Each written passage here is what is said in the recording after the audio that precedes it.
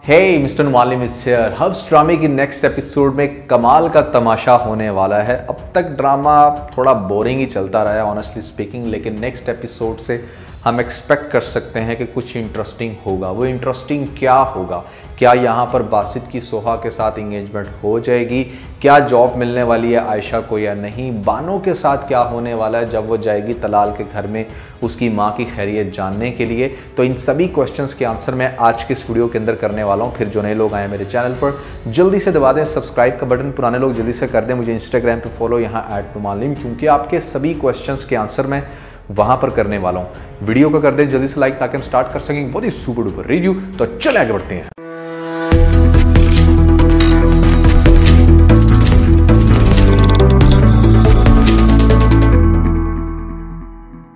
Next episode के अंदर जो सबसे इंटरेस्टिंग काम होने वाला है वो ये कि भैया बासित के लिए एक और चैलेंज आएगा और वो उसका बताएगा वकील। लेकिन वकील से पहले हो सकता है कि वो खुद नोट करे जिस टाइम उसके बाप का जो दोस्त है इम्तियाज़, जिसकी बेटी के अंदर बहुत ज़्यादा इंटरेस्टेड हो रहा है ये शादी करने के लिए ताकि इसकी बिजनेस डील बच सके, वो हो सकता है कि जब घर मिलने आए बासित की माँ से तो शायद वहाँ पर बताए कुछ बिज़नेस की ऐसी बातें कि ये सब कुछ सोच रखा था बासित के फादर ने, अगर मैं अपनी बेटी की शादी करवा देता हूँ बासित के साथ। अब वो कोई बिजनेस बेनिफिट भी हो सकता है, वो कोई ऐसी चीज़ भी होगी जो कि डेफिनेटली जब बासित सुनेगा तो उससे बिल्कुल भी डाइजेस्ट नहीं होगा, क्योंकि वो एक्चुअली तो ये सब कुछ कर ही सिर्फ अपने बिजनेस को प्रोटेक्ट करने के लिए और 100% ऑनरशिप के लिए। अब वो जब ऑनरशिप उसको डिवाइड होती हुई नजर आएगी किसी भी पर्सपेक्टिव में, चाहे वो सोहा के केस में ही या सोहा को देना हो, उस हवाले से ही हो सकती है कोई ऐसी डील कि शायद सोहा को इतने % मिलेगा उसकी कंपनी के शेयर्स अगर उसकी शादी हो जाती है। तो हो सकता है कि ये वो सारी चीज़ें हों जिसकी वजह से सोहा का बाप भी काफ़ी ज़्यादा इंटरेस्ट लेता है हमेशा से ही बासित के साथ उसकी शादी करवाने में। जब वो सारी चीज़ें डिस्क्लोज होंगी, जब उन सारी चीज़ों का पता चलेगा बासित को, तो बासित उस चीज़ को बिल्कुल भी एक्सेप्ट नहीं करेगा। वो सबसे पहले अपने उस अंकल लॉयर से बात करेगा और उसको कहेगा कि भाई मैं एक चीज़ को भी ठीक कर रहा हूँ, आपने दूसरा चैलेंज मेरे पे लाके खड़ा कर दिया, ये सब कुछ नहीं हो सकता। हाँ ठीक है, मैं सोहा से शादी कर रहा हूँ ताकि मैं अपनी प्रॉपर्टी को अपने नाम पे प्रॉपर करवा सकूँ, लेकिन मैं उसके अंदर से किसी को शेयर नहीं देने वाला। मतलब मुझे ऐसा लगता है कि शायद कोई ऐसी कंडीशन बनेगी कि जहाँ पर वो अंकल उसके कहेंगे जो एडवोकेट हैं कि भाई मैं इस मामले में तुम्हारी किसी किस्म की कोई हेल्प नहीं कर सकता। अब वो बंदा बड़ा अपसेट होगा, बड़ा परेशान होगा। उसी शाम को यहाँ पर पता चलेगा कि सोहा ने एक बहुत बड़ी पार्टी अरेंज कर रखी है अपने घर में, जिसमें वो चाहती है कि सबके सामने घुटने टेक के यहाँ पर बासित उसको प्रपोज करे, क्योंकि वो ठंडे प्रपोजल को एक्सेप्ट नहीं कर रही थी। आपने देखा कि इसलिए वो रिंग ले गई उसको ये होप देने के लिए कि हाँ भाई मैं यहाँ पर तुम में इंटरेस्टेड रहूँगी। लेकिन वो एक्चुअली में ये चाहती थी, जैसे बहुत सारी लड़कियाँ चाहती हैं कि लड़के उनको भरी महफिल में सबके सामने प्रपोज करें ताकि उनकी वाह हो और यहाँ पर लोग बड़ा कहें कि यार क्या बात है, क्या रोमांटिक सीन हो गया। तो कुछ वैसे ही करना चाह रही होगी ये मीरजादी भी, इसी वजह से इसने एक बहुत बड़ी पार्टी अरेंज करके बासित को कहा कि तुम आज शाम को आओगे उस पार्टी के अंदर, तुम्हारे लिए कुछ स्पेशल है। अब वो स्पेशल क्या होगा उसको बहुत अच्छे से आइडिया हो जाएगा कि यहाँ पर ये सबके सामने यही चाहेगी कि मैं इसको प्रपोज करूँ शादी के लिए ताकि इसकी नंबर बने और इसके दोस्तों के सामने इसकी वाह हो। तो ये सारी कंडीशन होने से पहले आपको एक और बड़ा इंटरेस्टिंग सीन दिखाया जाएगा। वो ये कि आपको दिखाया जाएगा कि बानो जो है वो बहुत ज़्यादा परेशान है, बहुत ज़्यादा तकलीफ़ में है, बहुत ज़्यादा टेंशन में है, क्योंकि डेफिनेटली उसको तलाल की तरफ से कोई अच्छा रिस्पांस नहीं मिल रहा, तलाल उससे बात नहीं कर रहा। अब ऐसे में उसकी ये कंडीशन देख के आयशा से नहीं रहा जाएगा, उसकी ये कोशिश होगी कि किसी तरीके से उसको जल्द से जल्द जॉब मिल जाए। जहाँ पर उसने जॉब्स के लिए इंटरव्यूज़ दिए थे उनमें जो सबसे बेहतर जगह उसको लगी ये वहाँ पर जाएगी और वो होगा बेसिकली बासित का ऑफिस।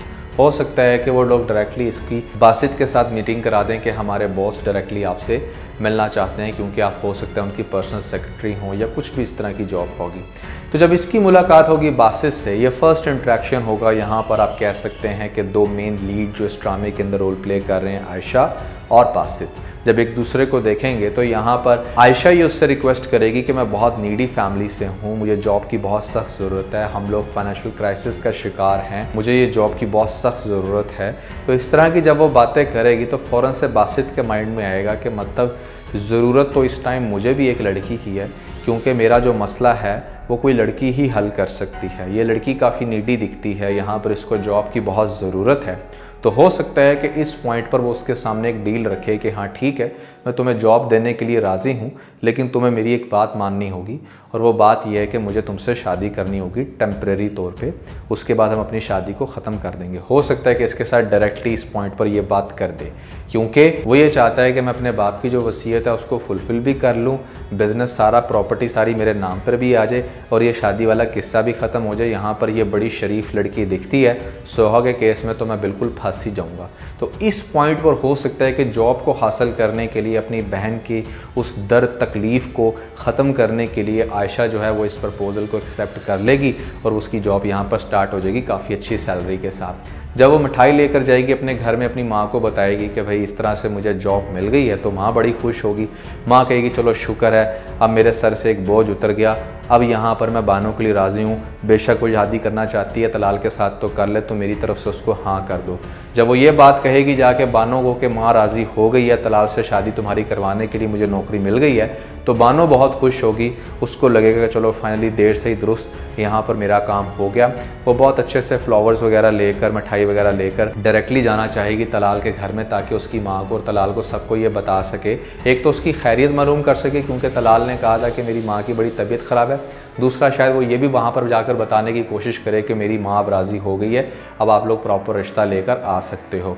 तो जब वो फूल वगैरह लेकर जाएगी वहाँ पर तलाल के घर में, तो उसकी माँ जो है वो उसको बिल्कुल भी अच्छे से वेलकम नहीं करेगी। उसके फूल उठाकर देकर मारेगी और वो कहेगी कि तुम माँ बेटी हमारा पीछा छोड़ क्यों नहीं देती, हमने नहीं करवानी तलाल की तुम्हारे साथ शादी, दफ़ा हो जाओ। मतलब अच्छी खासी उसकी इंसल्ट करके उसको ये बताएगी कि तुम्हारी माँ आई थी चलकर मेरे पास जिस दिन तुम लोगों ने निकाह करना था, उसने ये रिक्वेस्ट की थी दोबारा से मेरे घर आकर मेरी बेटी के सामने कि प्लीज़ अपने बेटे को दूर रखो मेरी बेटी से, और इस तरह से हम लोग बड़े सफ़ेद पोश लोग हैं, इज़्ज़तदार हैं, हमारी इज़्ज़त को चौक में मत उछालो। इस तरह की जब वो सारी बातें बताएगी बानो को, तो बानो बहुत ही ज़्यादा डिसहार्ट होकर घर आएगी। घर आके चीखेगी, चलाएगी, अपनी माँ को कहेगी कि आपने फाइनली तलाल को मेरे से अलग कर लिया, आप इसमें कामयाब होगी। अपना सारा कुछ जेवर वगैरह जो कुछ भी उसने पहना होगा उसको उतार कर देगी कि ये लो बेच दो, आप अपनी नीड पूरी करो, आपको मेरा किसी भी चीज़ का एहसास नहीं है। इस तरह की बातें करके वो बहुत ही ज़्यादा अपसेट होगी और हो सकता है कि वो ख़ुदकुशी करने की भी कोशिश करे इस पॉइंट पर, जो आयशा उसको बहुत मुश्किल से बचाएगी और घर की कंडीशन को कंट्रोल करेगी। अब आयशा ने जॉब के लिए ऑनरशिप ले ली है घर में, अब वो मेन कंट्रोलर है हर चीज़ की।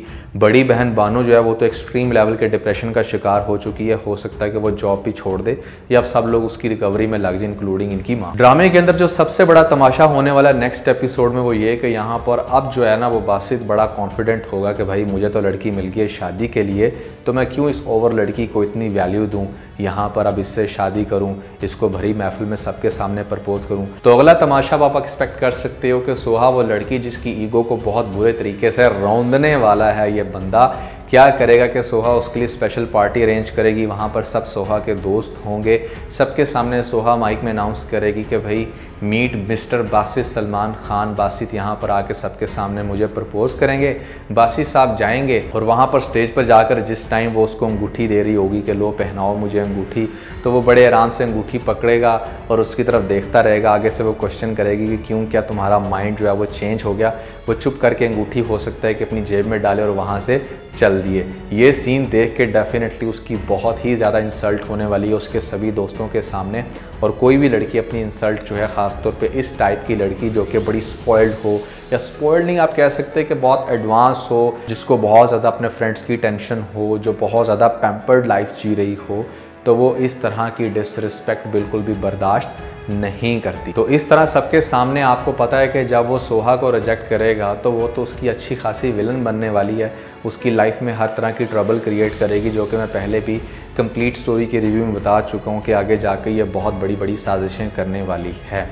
और आपको दिखाया जाएगा कि कमिंग एपिसोड्स के अंदर इसकी बहुत जल्दी शादी करवा दी जाएगी, या हो सकता है कि पहले सिर्फ निकाह करे यहाँ पर आयशा के साथ और उसके बाद रुखसती जो है वो बहुत आगे जाकर हो। निकाह करके सिर्फ उसको अपने ऑफिस में रख ले, यहाँ पर काफ़ी देर तक वो इसके ऑफिस में काम करती रहे, किसी को भी ना पता हो कि इन लोगों ने निकाह कर रखा है। जब इनकी बहुत ज़्यादा अच्छी सी फ्रेंडशिप हो जाएगी फ्यूचर में, या हो सकता है कि वो जो मैंने आपको एक सीन बताया था जहाँ पर इसी के ऑफिस में इसको कोई तंग करने की कोशिश करेगा, तो वहाँ पर ये जाकर बंदा सोचेगा कि अब हमें रुखसती ले लेनी चाहिए, घर वालों को बता देना चाहिए। तो ड्रामा आगे जाके इंटरेस्टिंग होगा, लेकिन फ़िलहाल शुरू की 3-4 जो एपिसोड्स हैं वो इतनी ज़्यादा इंटरेस्टिंग तो नहीं रही, लेकिन आगे से हम उम्मीद कर सकते हैं कि ये ड्रामा इंटरेस्टिंग होगा। थोड़ी सी जो चीज़ मुझे इस ड्रामे में अजीब लग रही है वो ये कि यहाँ पर आयशा उमर को आपको बिल्कुल एक लड़की बनाकर दिखाया गया है कि जैसे वो बड़ी मासूम सी, या मतलब मासूम सी तो नहीं, एक तेज़ तरारी लेकिन लड़की है, जबकि वो लड़की बनती नहीं है यार। 40 साल उसकी उम्र होगी यार, ठीक है उसने अपने आप को फिट रखा हुआ है, स्लिम है,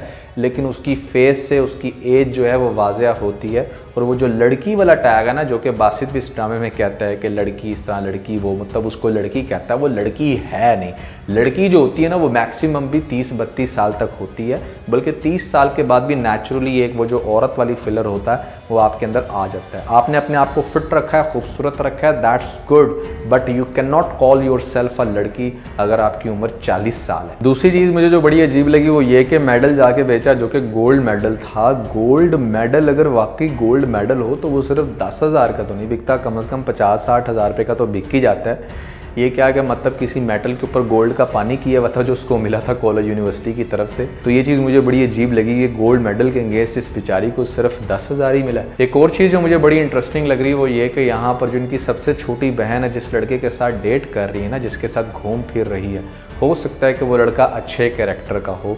इस ड्रामे के अंदर कुछ ये भी दिखाने की कोशिश की गई हो कि हर वो लड़की जो किसी लड़के के साथ घूम फिर रही है, ज़रूरी नहीं है कि वो लड़का बुरा ही हो, वो लड़का अच्छा भी हो सकता है। तो ये मेरी पर्सनल ऑब्जर्वेशन है, आपका इसके बारे में क्या ख्याल है ज़रूर बताइएगा नीचे मुझे कमेंट सेक्शन में। तो ओवरऑल हब्स ड्रामे से मैं को बहुत ज़्यादा अभी तक इम्प्रेस नहीं हुआ। नेक्स्ट एपिसोड देखूंगा, अगर मुझे अच्छा लगा तो ठीक है, वरना हो सकता है कि हम इस ड्रामे को स्किप भी कर दें। लेकिन आप लोग क्या चाहते हो कि इस ड्रामे के ऊपर रिव्यूज़ एंड तक चलने चाहिए या नहीं, ज़रूर बताइएगा नीचे मुझे कमेंट सेक्शन में। तो दोस्तों मैंने आप लोगों को बताई है प्यार दीवानगी की कंप्लीट स्टोरी। यहाँ पर बहुत ही कमाल की इंटरेस्टिंग स्टोरी है और डेफिनेटली आप इस ड्रामे से बहुत कुछ सीखोगे। अगर आपने ये स्टोरी अभी तक नहीं सुनी, आपकी रिकमेंडेशन में आई थी और आपने इसको इग्नोर कर दिया, तो आई वुड हाईली रिकमेंड, अगर आप खास तौर पर लड़की हैं तो इस वीडियो को आपने ज़रूर देखना है। ऊपर आप लोगों को लिंक मिल जाएगा, जल्दी से लिंक पे क्लिक करके वीडियो देख के अपना फीडबैक मुझे ज़रूर दीजिएगा। तो आज के बस इतना ही। अगर आपको इस वीडियो के अंदर कोई एक पॉइंट अच्छा लगा तो आप इस वीडियो को लाइक जरूर कीजिएगा और अपने दोस्तों के साथ ज़्यादा से ज़्यादा वीडियो को शेयर करने की कोशिश करें, स्पेशली उन दोस्तों के साथ जो पाकिस्तानी ड्रामास के बहुत बड़े फ़ैन हैं।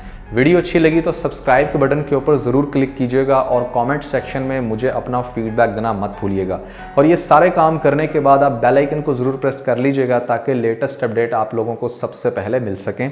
इसके साथ ही अपना बहुत सारा ख्याल रखें। Stay motivated and God bless you.